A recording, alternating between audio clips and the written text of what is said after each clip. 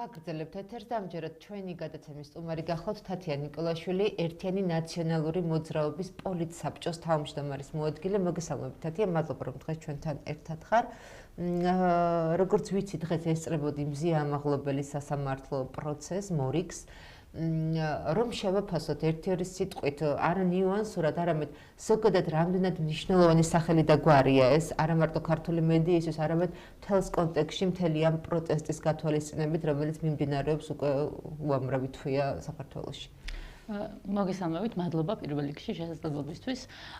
მზია ამაღლობელის უკანონო დატყვევებით ივანიშვილმა და ამ რუსულმა რეჟიმმა უთხრა ყველა ქალს და ყველა იმ ადამიანს და ყველა მედია საშუალებას, ვინც აპროტესტებს ამ რეჟიმს, რომ ყველას ესე მოექცევიან, რომ ყველას ესე უკიდურეს ზომებით დასჯიან და ამ დროს რისი გულისთვის ისჯება, ხო? მზია ამაღლობელი რეალურად, ანუ თურმე დგებუაძის ლოყა და მისი გაწითლებული ლოყა არის მნიშვნელოვანი და ის დასახიჩრებული და სიკვდილის პირას რომ მიიყვანეს ახალგაზრდები, ის ადამიანები არაფრად არ უღირს, არ არსებობს მათთვის სამართალი თურმე. ჯერ ერთი საერთოდ არც რა ვიცი, ჩემზე ბევრად გამოცდილი ადამიანები ამბობენ, რომ მსგავსი არაფერი უნახავთ, არც პოლიტიკურად, არც ადამიანურად, არც ვაჟკაცურად, რომ ესე ეწუწუნოს, ესე ეტიროს ადამიანს, კაცს, რომ აი ქალმა სილა გამაწნა იმ მსგავსი არაფერი ანუ და მაშინ როდესაც აქციებზე ამ დროს სიკვდილამდე სცემენ ადამიანებს და იქ ვისმენთ მოდიან ცრუმოწმე პოლიციელები და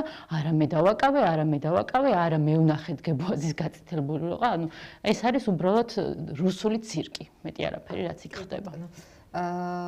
ასევე მინდა ძალიან რომ გკითხოთ, ირაკლი ოქრუაშვილი დააკავეს გუშინ. მიმდინარეობს საგამოძიებო კომისიის სხდომა. ზოგად პატა მანჯგელაძე მაგალითად გააკეთა განცხადება, რომ მაინდა-მაინც არ ეთანხმება იმას, რომ გირავ არ გადაიხადონ აი ამ ადამიანებმა და ყველა ციხეში წავიდეს, იმიტომ რომ ამ პროცესებს სჭირდება ადამიანები, რომლებიც სათავეში იქნებიან, რაღაცების ორგანიზებას მოახდენენ და ასე შემდეგ.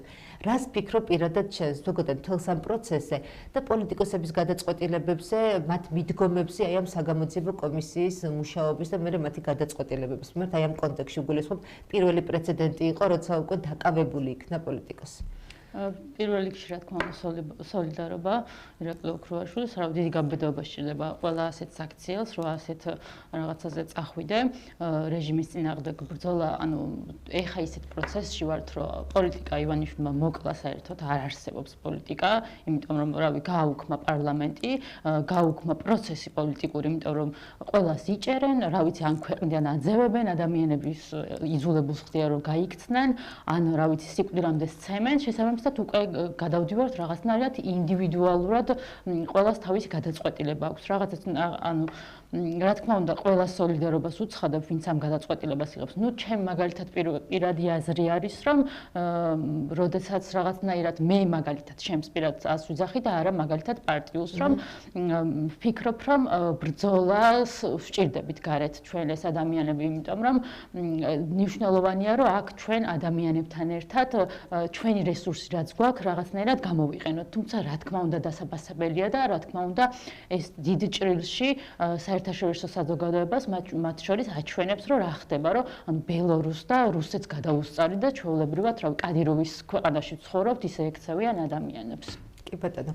ასევე ძალიან საინტერესოა უკვე მიიღეს კანონი პარტიების აკრძალვის შესახებ, თუმცა როგორც ითქვა, ადგილობრივი თვითმმართველობის არჩევნებამდე არ ამოქმედდება ამ ტიპის რეგულაციები პარტიების მიმართ. არის მოსაზრება, რომ ქართული ოცნება იმიტომ არ აპირებს მაგალითად ერთიანი ნაციონალური მოძრაობის აკრძალვას, რომ სჭირდება რაღაცნაირი მტრის ხატი ამ არჩევნებში, იმისთვის რომ ადამიანებმა მხარი დაუჭირონ. ზოგადად რა ფიქრობ ამ მოსაზრებაზე და რას ფიქრობ პარტიების აკრძალვის რაღაც ამ საინტერესო იდეაზე, ინიციატივაზე?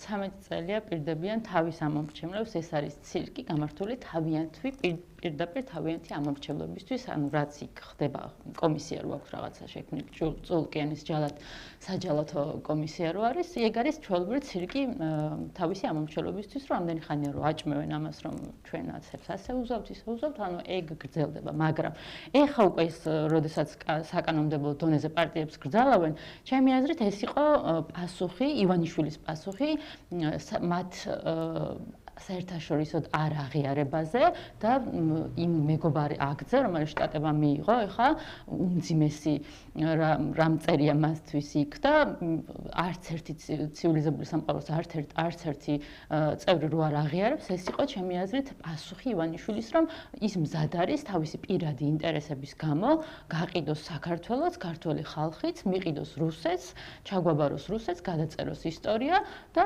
აჩვენა, რომ ის ამისთვის მზად არის და უკან არ დაიხევს საკუთარი პირადი ინტერესების და ფულის გამო. გასაგებია და ბოლო კითხვასაც დავსვამ ბარემ ადგილობრივი თვითმმართველობის არჩევნებთან დაკავშირებით სხვადასხვა აზრის მიუხედავად, ამ თემაზე ლაპარაკი ცხადია აქტიურდება, იმიტომ რომ ოქტომბრამდე რჩება უფრო და უფრო ცოტა დრო. მიუხედავად პოლიტიკური ოპოზიციური პარტიების თავდაპირველისტი ძალიან მკაცრი პოზიციისა, აი მაგალითად ლელოში აღმოჩნდა, რომ რაღაცნაირად, ანუ მაგალითად ერთ-ერთმა მათმა წევრმა, მაგალითად ვიკა ფილფანმა თქვა, რომ ყველა სცენარის შემთხვევაში ისინი აპირებენ, რომ მონაწილეობა მიიღონ ადგილობრივი თვითმმართველობის არჩევნებში. ჩვენ ვიცით ერთიანი ნაციონალური მოძრაობის პოზიცია, თუმცა მაინც საინტერესოა, ხომ არ ხდება რაიმე პოზიციების გადალაგება თავიდან შეჯერება ამ საკითხებზე, ან რას ფიქრობთ თუნდაც აი ლელოს ამ ტიპის მიდგომაზე? ეხლა პაატა ბურჭულაძის მეთაურობით და ინიციატივით უბრალოდ მიმდინარეობს მოლაპარაკება ამ საკითხებზე სხვადასხვა პარტიის წევრებთან ერთად.